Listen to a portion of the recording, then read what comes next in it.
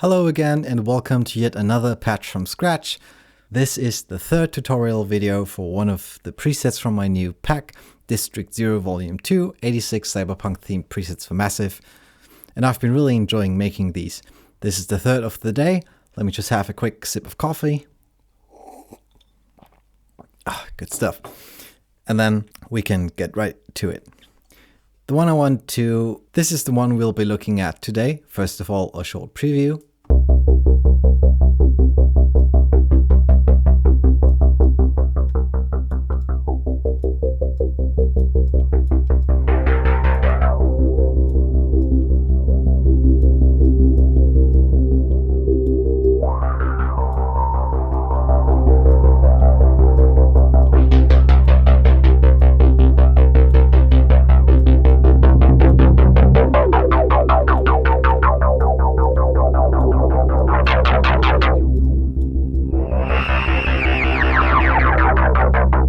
So in the two previous episodes, we've looked at sounds that used pretty simple wavetables, sine waves, square waves, sawtooth waves, you know, the usual ones. This one is actually using the power of a wavetable a bit more in depth. We'll be going through all the aspects of the sound as per usual one by one, but first I'll reduce it to its most basic form. So I've turned off everything except our first oscillator here, which utilizes this formant saw. And if I were to sweep through the wavetable, it sounds, by the way, all the LFOs are off, so nothing's being modulated right now. But sweeping through the wavetable, it sounds like this.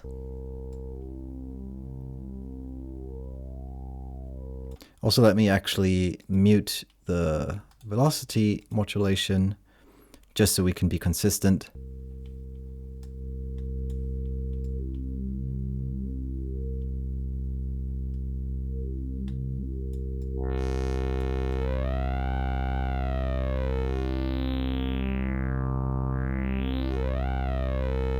I'm not 100% sure of what this wavetable actually is or what it does, but listening to it, it sounds a lot like it is sweeping through the overtone scale, and as the name would imply, it does something with formants. Now, what does that mean for us? For us, that means that we have a wavetable that can play different pitches by just moving the wavetable position. So even though I'm just holding one note,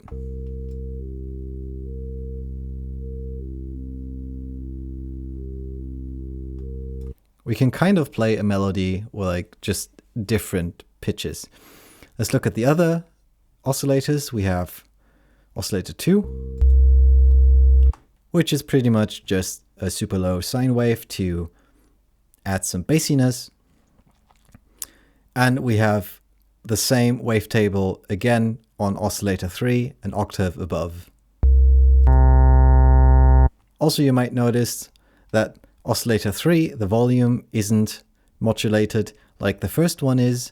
The reason for that will become apparent a bit later. So that is the oscillators that we're working with. I also have a noise module, but we don't need that right now. So let's have a look at what our LFOs are actually doing. On oscillator 1 and oscillator 3, I have LFO 5 modulating the wavetable position. That's what this means, wavetable. So it's basically scanning through all the different stages of this wavetable. And if you don't know, a wavetable, so to demonstrate it quickly, this is, it's not a wavetable, but it's a wave. This is also a wave, this is a wave, this is a wave. It's a wave shape. So if I were to play this wave shape really, really fast, let's say 440 times a second, then I would hear the note A in the shape of a triangle wave. Here it would be square wave, saw wave, sine wave, etc. What a wave table gives us is pretty much this, but you can smoothly transition from one wave to the next. So we could, for example, have a wavetable that sweeps from a sine wave to a triangle wave and meeting a saw wave and a square wave on the way. So essentially it gives you the opportunity to sweep colors, sweep through different colors that a wavetable oscillator gives you.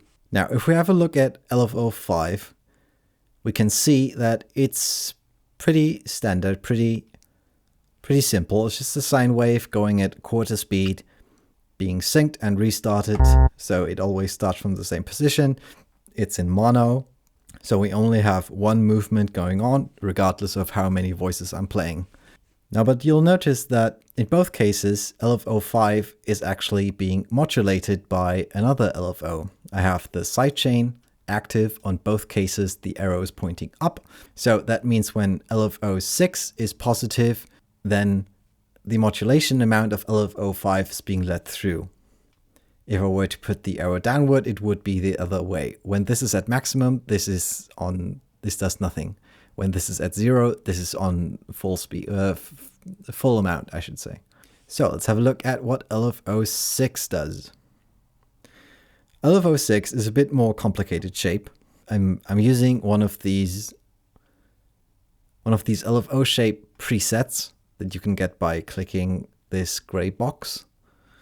And I'm using a different one below. I'm using a mixture of both by having this X-fade curve slightly, not quite in the middle, because I want this one to be the predominant one, but I'm also modulating this with yet another LFO. So what does that actually do? Let me turn off this sidechain for a second, and let's just hear what LFO 5 does to this wavetable.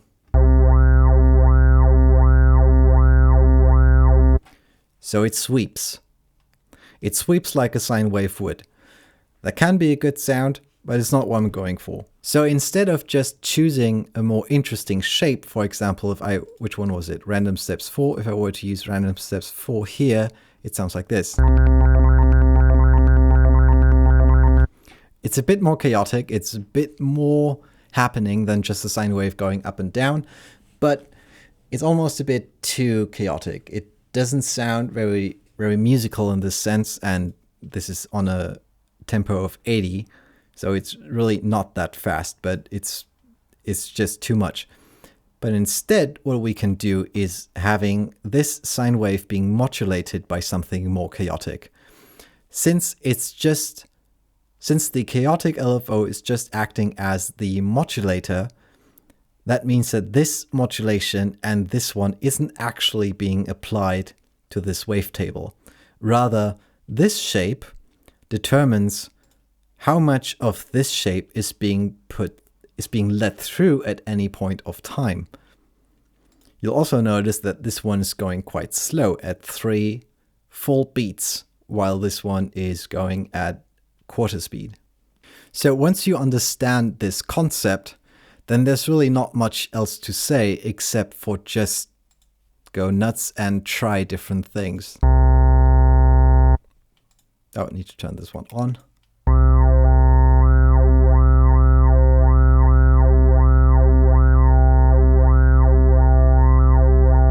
So that is already a lot more useful. It's still a bit chaotic, but the chaoticness is being contained by this rather simple LFO just doing its thing. So I could make this quite crazy. Let's maybe make it a bit faster.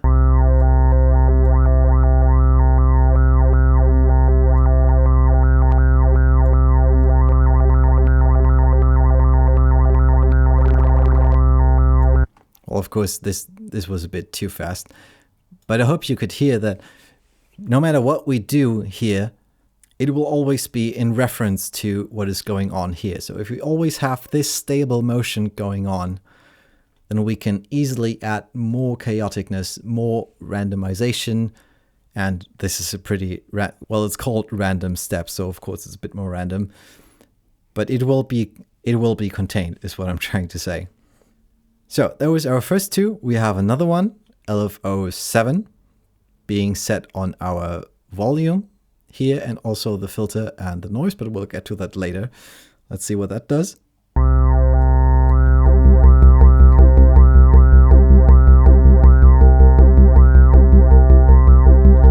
So having this constant LFO going on for the volume emphasizes what I've just been saying even more. We can have chaoticness happening here in the wavetable and down here, but as long as we have something that is constant, some motion that grounds the whole thing, then you can get away with a whole lot. The fact that we have a pretty simple 16th step downward motion sawtooth on the volume, which gives us this plucking motion, then this becomes more secondary. It doesn't become the main focus of the sound, rather it changes the color of each pluck happening. And I think you would agree that this just works a lot better than just this.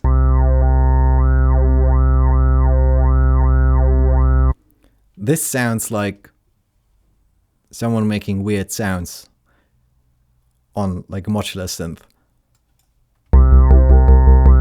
This sounds like at least the beginning of a patch.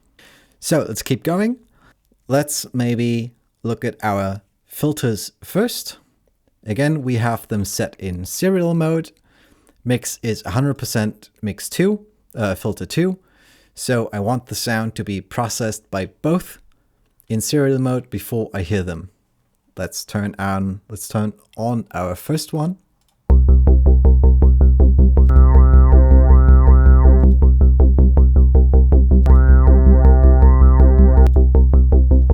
Nothing super exciting going on with the settings as they are right now. It acts more just like a normal tone control, filtering out some high end and emphasizing our plucking motion by also applying it, not just applying it to the volume, but also applying it to the filter. Of course, I have some macros set on the scream and the resonance down here,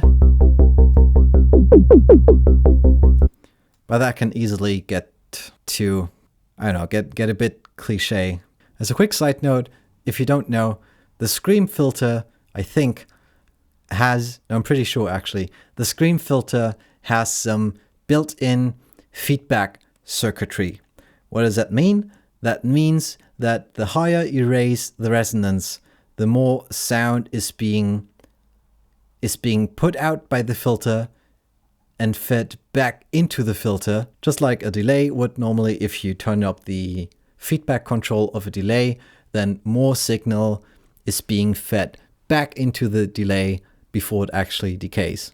And so this can show itself in two ways. If I turn up the resonance for a moment, and actually let me turn off this LFO just for demonstration. So here you can already hear that it's emphasizing the cutoff point quite nicely, because usually what resonance on filter does is, if this is my frequency spectrum and I set my cutoff point to here, let's say, I don't know, 5000 Hertz, and I raise the resonance, then the cutoff will not start at a slope like this, but rather it will emphasize this point slightly before trailing off.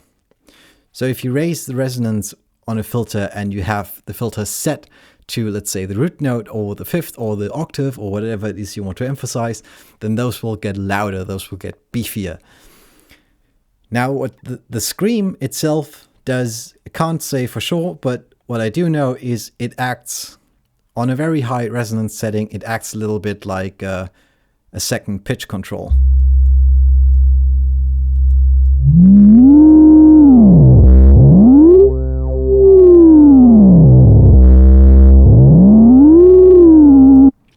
Maybe it shifts the resonance point or the emphasizing point to a different place, but it's just important to know that at least with this filter, others will behave similarly, but with this filter on very high resonance settings, then the scream as well as the cutoff, they will both affect pitch.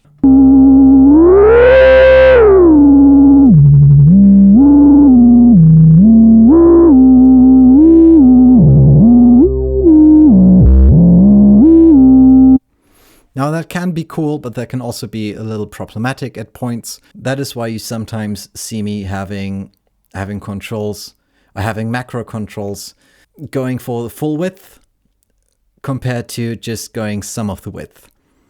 Because for this patch, having the resonance go above this point is a bit counterproductive.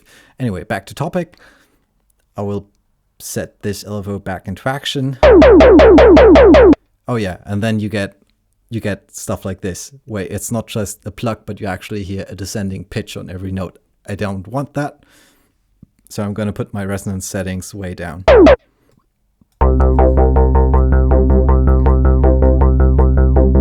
So that is filter 1. Let's have a listen to filter 2. I will turn this one off.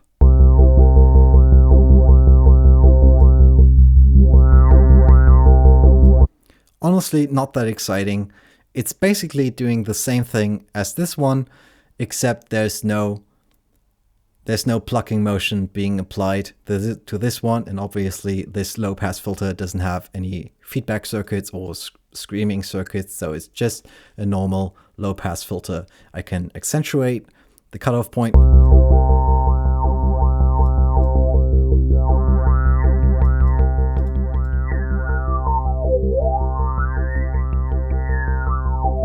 Which can give you nice sweeps through the overtones of a tone.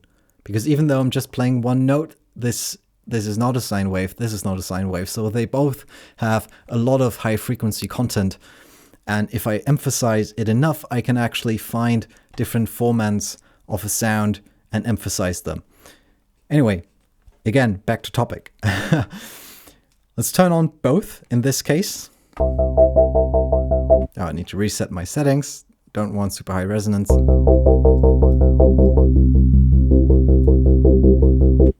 Now, you'll notice that in most of my patches, if I have a serial filter situation going on, I will name one of them post LP, post res, and pre LP, pre tone, pre res. And all that means is this is the first one. It is pre filter 2, and this one is post filter 1. The reason it's upside down, the reason post comes before pre, is because this, since this is the last filter in our chain, this becomes our main tone control. I can go nuts with the presettings.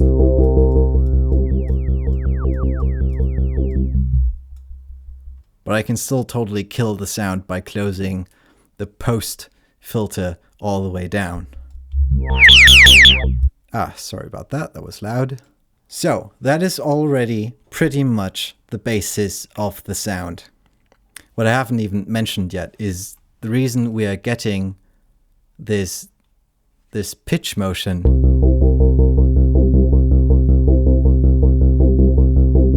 And even though I'm just playing one note, it's just because of those wavetables. You'll see if I change it.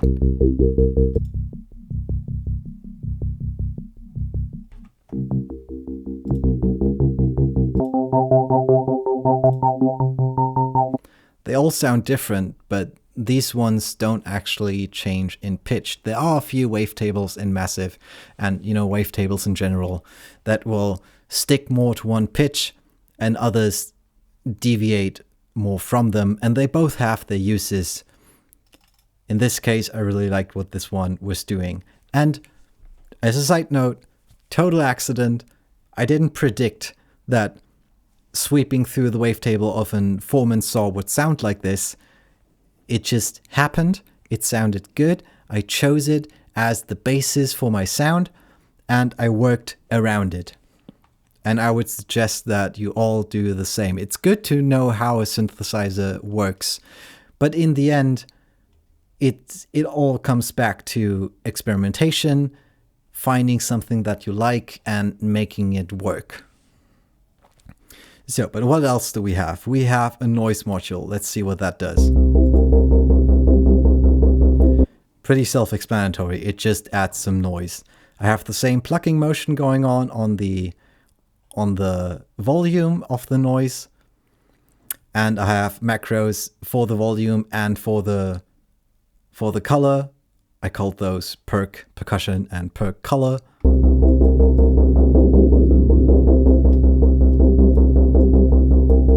Nothing super exciting, but it gives you a little bit more control.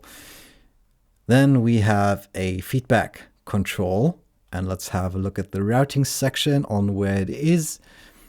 It is happening at the end of a chain. So after both our filters, after both our inserts, even though I'm not using the second one, I could, but it's happening at the end. That's all you need to know.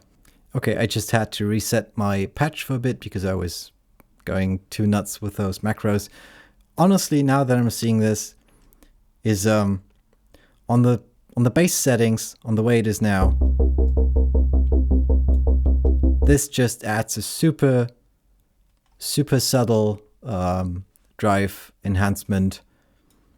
You sometimes have to be a bit careful with feedback depending on what kind of patch you have going, but I would say this can go a bit up. So if you own this pack and you also have this one, feel free to increase the macro size of this one a bit and then save it as a new one.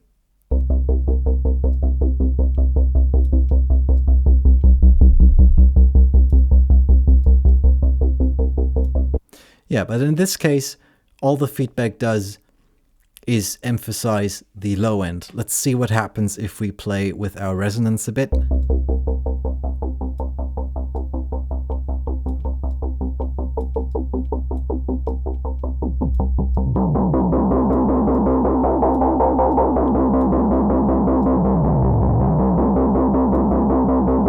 You know, feedback is one of those magic things in Massive and other audio applications.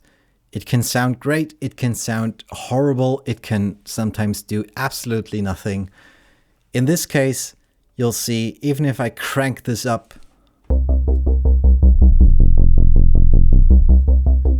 it starts enhancing the low end, and at some point, I would describe it as it starts swallowing the rest of the sound, so you get less fidelity. Yeah, so even though I'm playing a high note, it just ends up in this mush. So that is the reason why in this case I've had the macro set so low. It might be a bit too subtle for your taste, but I mean, you can always increase it. That's totally up to you. So nothing majorly exciting here. Let's look at our inserts. We have a sine shaper, and please don't ask me what it does. It's a driving insert, distortion insert. All distortion modules, they all do the same. The tubes, the teletube, Browner tube, the sine shaper, parabolic shaper, hard clipper, they all apply distortion in some way or another. I mean, it's the same reason why we have hundreds and thousands of guitar pedals, all called overdrive or drive or gain or whatever.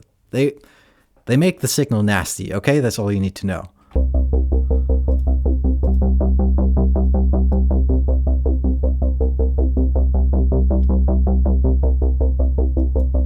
Yeah, also nothing majorly exciting. I have this another clip insert for the preset. I chose not to use it, but let's just see what it sounds like. Yeah, I didn't use it because to me it felt like it didn't enhance the sound a lot, but rather it added those very audible clipping artifacts on every note, which were distracting, so I chose not to use it. So what else do we have? We have our FX. In this case, I did not go for the delay and reverb solution for two reasons. First reason is I read a lot that a lot of people actually don't like built-in reverbs of synthesizers or sample libraries. They always turn them off and just use their own. So if I could add something else that could be interesting, then the user still has the opportunity to add his own reverb. So in this case, I used a negative flanger, not mono, because if it were mono, we wouldn't get this nice stereo spread that we're getting, but it sounds like this.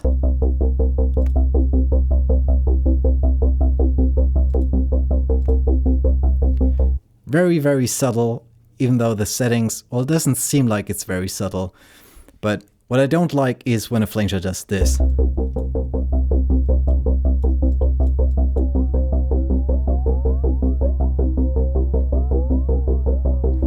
But even before it gets to that point, even before you can actually hear pitches going up and down, the flanger can still do a lot to your signal and process the left and right side differently.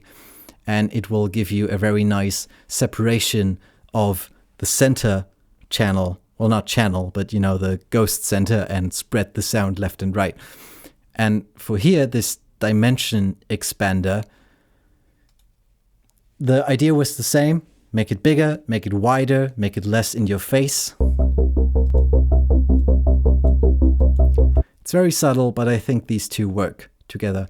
And what this does, I think what it does is it adds a tiny bit of, you know, when you have two mono sounds and you delay one of them just a tiny bit amount, and then it suddenly jumps into the super left and super right, or you have two of the same sounds and one is just a bit higher or lower in pitch, and you get sort of the same result. I think this is doing a mix of those two.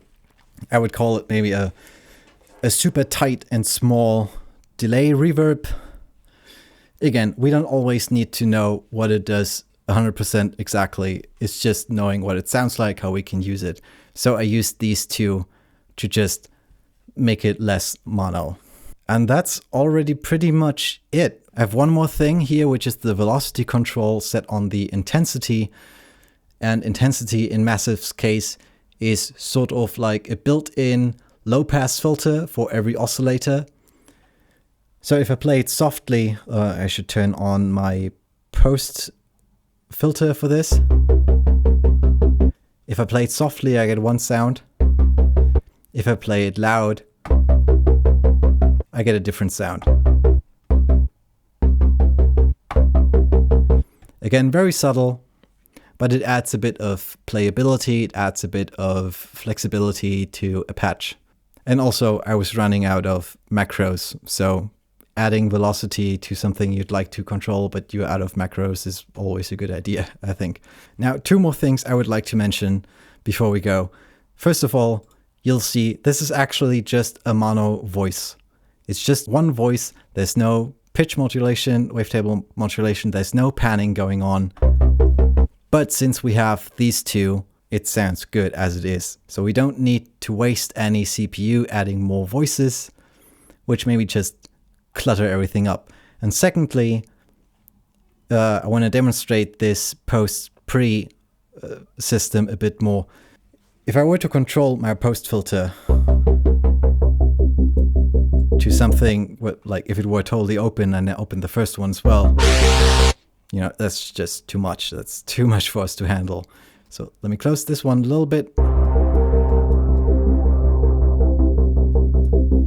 And now, like I said earlier, we can go a bit nuts with the pre-filter. So let's just try that and see what kind of sounds we can find.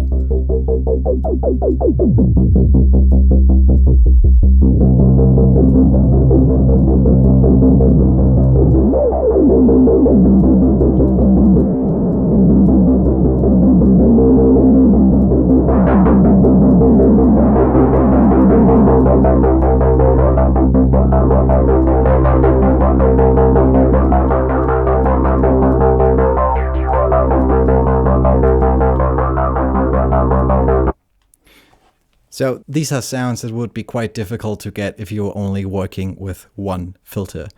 It's always nice to have two of the same thing going on, but having them work together or maybe against each other or slightly offset by each other, and then you get more variety, more possibilities, more sounds, etc. So it's a nice thing to do.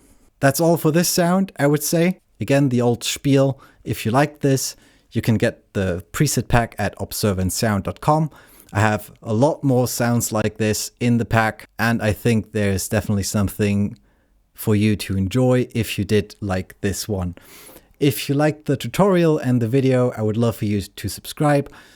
I do actually enjoy making these. I do enjoy sharing my process. I would really like to start a conversation with you guys. So let me know if you have any questions, if there's something you'd like me to demonstrate, any ideas you have, any critique. I'm open to anything. So let's talk.